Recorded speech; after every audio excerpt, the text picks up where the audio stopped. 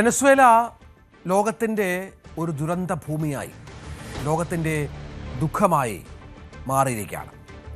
വെനസ്വേലയിലെ ഭൂകമ്പത്തിൽ മരിച്ചവരുടെ എണ്ണം 1450 കടന്നു. അത് 2000-ലേക്ക് അടുക്കുന്നു എന്നുള്ള ദുഃഖകരമായ വാർത്തയുണ്ട്. നിരവധി ആളുകൾ ഇപ്പോഴും മണ്ണിനടിയിൽ കുടുങ്ങിക്കിടക്കുന്ന പശ്ചാത്തലമാണ്. മരണസംഖ്യ അതുകൊണ്ട് ഇനിയും ഉയർന്നേക്കാം. ലോകരാജ്യങ്ങളുടെ സഹായം തേടിക്കൊണ്ട് വലിയ തെരച്ചിൽ വെനസ്വേലയിൽ നടക്കുന്നു എന്നുള്ള വിവരങ്ങൾ കൂടി പുറത്തു വരികയാണ്. ഏതാണ്ട് 13,000-ഓളം ആളുകൾക്ക് വീടുകൾ നഷ്ടമായി. തീരദേശ സംസ്ഥാനമായ ലാഗ്വറയിലാണ് ഏറ്റവും കൂടുതൽ നാശനഷ്ടമുണ്ടായത്. പാർവതി ഏറ്റവും പുതിയ വിവരങ്ങളുമായി ചേരും. പാർവതി, വലിയ ദുഃഖം, വലിയ പ്രതിസന്ധി, വലിയ ഗതികേടിലാണ് വെനസ്വേല എന്ന രാജ്യം. ഇപ്പോഴും ശ്മശാന ഭൂമിയായി കിടക്കുന്ന ദൃശ്യങ്ങളാണ് നമ്മൾ ഈ പ്രേക്ഷകരെ കാണിച്ചുകൊണ്ടിരിക്കുന്നത്. ഏതാണ്ട് പൂർണ്ണമായും തകർന്ന അവസ്ഥയിലാണ് ഇപ്പോൾ ഉള്ളത്. ചില കെട്ടിടങ്ങളുടെ സ്കെലിട്ടൺസ് മാത്രമാണ് പല മേഖലകളിലും. ആരൊക്കെ എവിടൊക്കെ ഉറ്റവരെ ഉടയവരെയൊക്കെ തേടിയുള്ള നിരവധി ബന്ധുക്കളുടെ യാത്രകളും കണ്ണീരും മറ്റുമാണ് രാജ്യത്തിന് ബാക്കിയായുള്ളത്. എന്താണ് ഏറ്റവും ഒടുവിലത്തെ ചിത്രം, പാർവതി?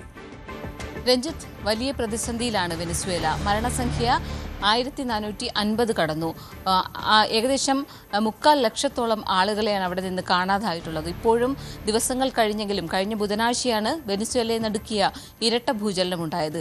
ദിവസങ്ങൾ കഴിഞ്ഞെങ്കിൽ കൂടി ഇപ്പോഴും കെട്ടിടാവശിഷ്ടങ്ങൾക്കിടയിൽ നിന്ന് ആളുകളുടെ നിലവിളി കേൾക്കാമെന്നും രക്ഷാപ്രവർത്തനം തുടരുകയാണെന്നുമാണ് അവിടെ നിന്നുള്ള റിപ്പോർട്ടുകൾ. പക്ഷേ രക്ഷാപ്രവർത്തനം കാര്യക്ഷമമല്ലെന്ന ആരോപണവും ശക്തമാണ്. കാരണം ഈ പല മേഖലകളിൽ നിന്നും ഇപ്പോഴും കെട്ടിടങ്ങൾക്കുള്ളിൽ കുടുങ്ങിക്കിടക്കുന്ന ആളുകളുടെ നിലവിളി കേൾക്കാമെന്നും ഇവരെ രക്ഷിക്കാനായി പലയിടങ്ങളിലേക്കും മതിയായ രക്ഷാപ്രവർത്തന സംവിധാനം എത്തുന്നില്ലെന്നും ആക്ഷേപം ശക്തമാണ്.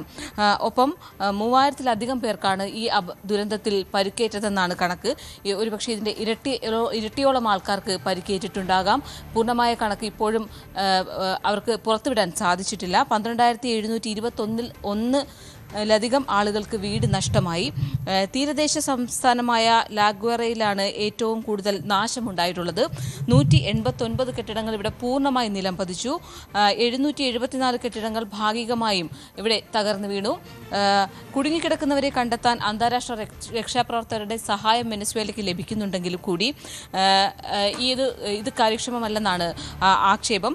US, മെക്സിക്കോ, കൊളംബിയ തുടങ്ങിയ രാജ്യങ്ങളിൽ നിന്നുള്ള സംഘങ്ങളാണ് ഇവിടെ രക്ഷാപ്രവർത്തനം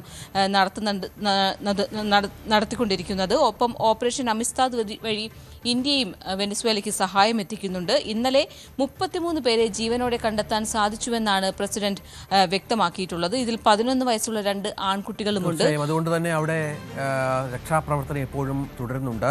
ഇനി ആരെങ്കിലും അവശേഷിക്കുന്നുണ്ടോ എന്നുള്ള പ്രതീക്ഷയിലാണ് രക്ഷാപ്രവർത്തകർ. കൂടുതൽ വാർത്തകൾക്ക് News 18 Keralam YouTube channel subscribe ചെയ്യുക.